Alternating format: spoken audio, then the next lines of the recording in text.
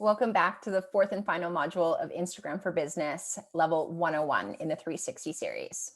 So module number 4 is all about content rules. So we're going to go over some of our favorite rules when it comes to creating content for social media overall, but this will work really, really well and lend itself really well to Instagram specifically. So let's dive in. So rule number 1, and kind of the concept, the very first concept that I want to introduce to you here, is the concept of a content pillar. Now, put simply, a content pillar is an overarching theme that your content can fall within. So I want you to think about the content that you are already producing across all platforms, but on Instagram specifically. Can you look at the content from the last month and can you group it together? And do you see any recurring themes jump out at you? Do you always post about community? Are you always posting educational content? Already some of those pillars are kind of bringing themselves to the forefront. So these are 3 really common pillars that most businesses can use. Necessarily mean that they have to be yours, but if you can't think of, a pillar that maybe you want to use outside of these are 3 really great starting points when it comes to content pillars. So number 1 is educate. And this is all about that educational content, equipping your audience with a new skill or new knowledge. It's about thought leadership, positioning your company, your brand as the expert in your field, within your industry. This is a really great way to also have that authentic storytelling as well coming into it, but in an educational way. Pillar number 2 here is inspire. And an inspirational content evokes emotion. And if we can make our audience feel something, they are more likely to take action. And hopefully that action is to then visit our website and convert into a paying customer. And then last but not least, pillar number 3 is entertain. Now, entertaining content doesn't have to be that laugh out loud content or funny cat meme by any means. It can be entertaining in a different way. It can induce some sort of awe, some sort of laughter, but maybe even just interest and intrigue, right? Entertaining content doesn't just have to be a rom-com on Netflix. It can be a documentary style entertainment as well, okay? So thinking about what content pillars you really care about and how you want to bring them to life. So a few other examples of some content pillars might be advocate, support, connect, or community. Maybe you want to go a little bit more simple and go based on product category or service offering.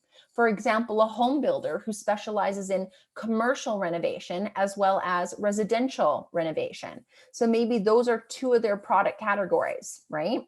Residential and commercial. So maybe they start to form the content pillars. That's okay as well. Maybe it's tradition. Do you have a rich company history or heritage that you want to talk about and that you often talk about? Maybe tradition is one of your pillars. Now, I've included promotional in here, but I want you to use promotional with a grain of salt. If you have to use it as one of your pillars, I don't want you to weight it as heavily as the others. So let's say promotional is one of 3. I don't want it to be 33% of your content. I want it to be maybe 10%, and the others are weighted a little more heavily. The goal here is to weave your promotional content into your other content pillars so that you have, let's say, an educational post and it's providing value and it's equipping your audience with a skill or with new knowledge, but then there's a promotional message in it at the very end or woven into it in a more organic way. Now, the next example here, the next concept is the concept of content categories. So once you have your 3 or 4 content pillars defined, and another way to go about those content pillars is maybe to align them with your company's core values. That's another really great way to go about it. So how are you going to bring your content pillars to life? That's where content categories comes into play. And this is just a really great way to make sure that your content stays varied, because we know that varied content engages your audience and it delights them and it keeps them on their toes. It keeps them wanting more. So instead of just having the same sort of caption over and over again, a block of text, what are different ways that you can write the same sort of content or the same sort of key messages? Thinking about your pillar, of course, what pillar it falls under, but then how are you writing that piece of content? And that's where content categories comes into it. It's just different ways to write a piece of content, to write a caption. So thinking about this, is it an upcoming event announcement? Is it maybe trends or tips from your industry or the field in general? a top 10 list, and it doesn't have to be 10. It could be a top 3 list. People love what we call listicles, right? Because it sets expectations. It's easily digestible, right? It's bite-sized content. Maybe it's the top 3 things you need to know about the name of your business, or the top 3 things you need to know about our newest product or our newest service offering. A roundup or best of. Mythbusters. We talked about this before in the post generator exercise. What are the top 3 myths that people have about your business, about your industry? Can you bust them? That could be a really fun ongoing series. How-tos, a really great educational content piece right there. Can you equip your audience with a skill that they don't necessarily have, how to do something as it relates to your business, or even it can loosely relate to your business. It doesn't have to completely coincide. Interviews with humans behind your business. So interviews maybe with the owner of the business or a member of the executive team. And it doesn't even have to be a really formal interview. It can just be a quick Q&A. Maybe it's 3 questions that you ask them, getting to know them on a more personal level. Testimonials from happy clients, happy customers. 9 times out of 10, if you just ask a happy customer if they will give a testimonial, they're going to say yes. You just have to ask. And oftentimes just asking right then on the spot, once they've given you that feedback, if they're happy, they're going to tell you. And then if you can ask them, hey, can I use your words as a testimonial? 9 times out of 10, maybe if not more, they're going to say yes. Facts and stats, another really great way to kind of break up different types of content. Q&As, awesome. And then last but not least, did you knows? So did you know XYZ about our company, about our owner? Did you know how we got started? Did you know that we're a family-run business? So different things that people don't necessarily know, that behind the scenes sort of content. It feels exclusive and it feels like it was curated just for your audience. So thinking about different categories that you can break your content into, and all of these categories can transcend your pillars. So just because a Q&A or a did you know might seem a little bit more educational in nature, absolutely. But can you make an inspirational did you know? Can you have an entertaining how-to? So thinking about this and really trying to stretch your content categories across all of your pillars. So a couple more sort of rules of thumb when it comes to our content creation, especially for Instagram. Quality over quantity and variation wins. And our content pillars and categories are going to help that variety come to life, because we know that varied content keeps our audiences engaged and wanting more. So this screenshot here, this video on the left, is a video of Planoly's feed. Okay, now Planoly is an Instagram planning app. And they have the most beautiful Instagram feed. I really encourage you to go check it out. They obviously plan far in advance because they have a beautiful sort of ombre effect. Every 9 posts, they're changing colors. So it has a really, really visually appealing feed. Not everybody can get away with that. That requires a lot of forward planning, but it's a beautiful feed.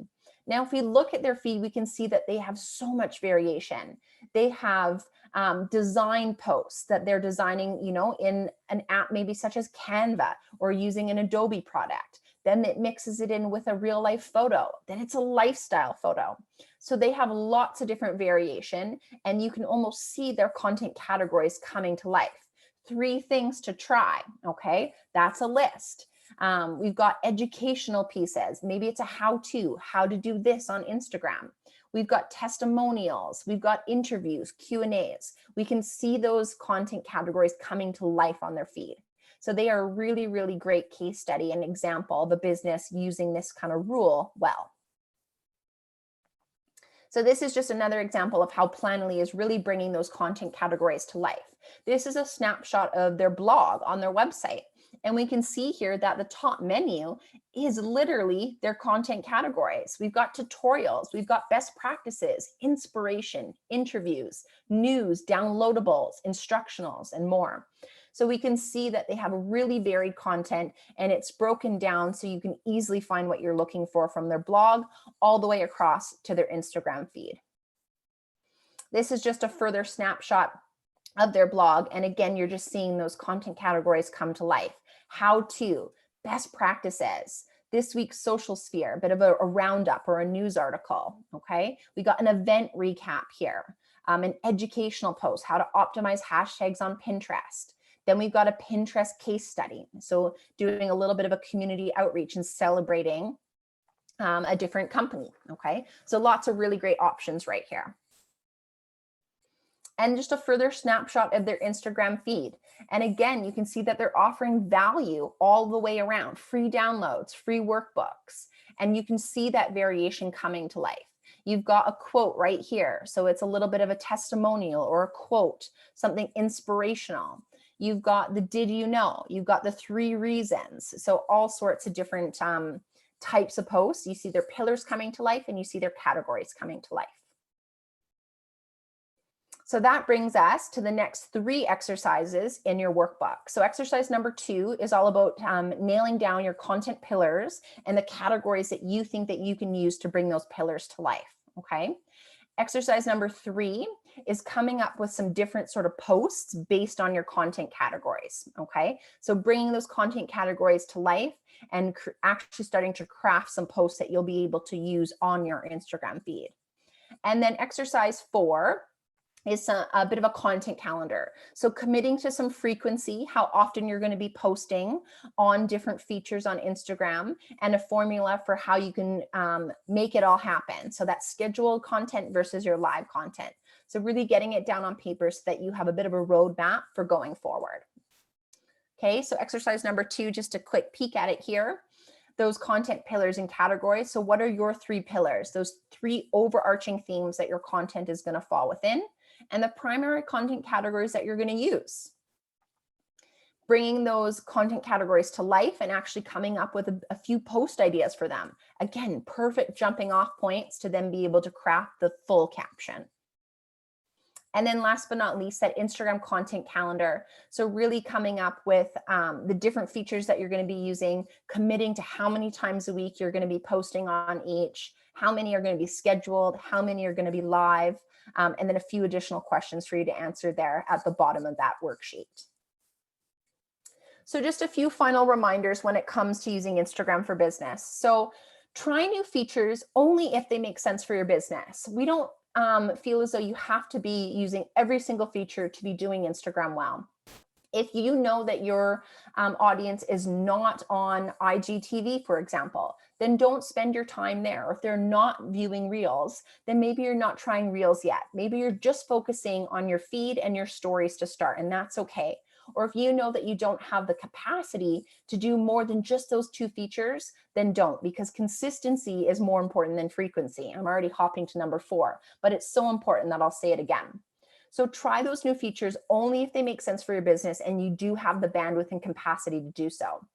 We got to utilize stories though. That's the one non-negotiable. So if we're using Instagram for business, we absolutely have to be posting to our feed and using our stories because the engagement is there.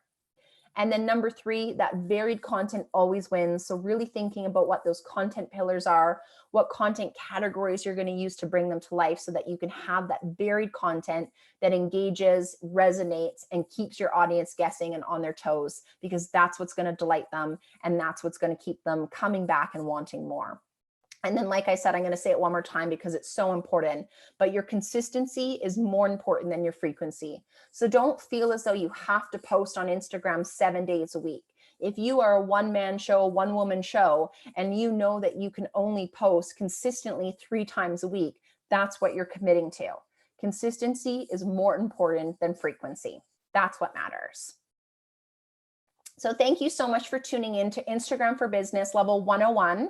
I hope I will see you in Level 201, so you can check that out on our website. We go into more details on some of the features. We talk a lot more about our video content and how to use the features like not just stories, but how to use the features like IGTV, Reels, and Lives, and really double down on that video content and take the content beyond just the feed and stories. So I hope you see you there. The next course in the Level 101 series is LinkedIn for Business, and it is an awesome course. I hope you enjoyed this course as much as I did, and I will see you real soon.